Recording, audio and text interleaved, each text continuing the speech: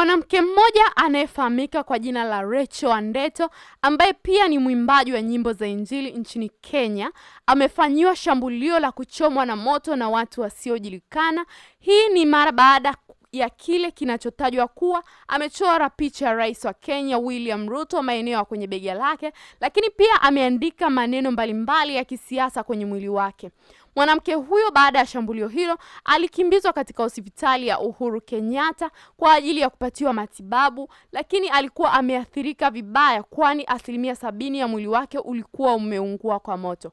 Hivyo kutokana na majeraha makubwa aliyoyapata imepelekea kufariki dunia.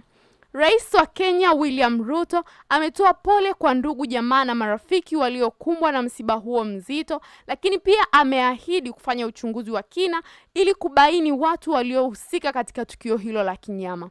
Endelea kutufuatilia kwenye chaneli yetu ya Matengo Media, bila kusahau kulike, kushare na kusubscribe chaneli yetu ya Matengo Media. Nawapenda sana guys. Bye.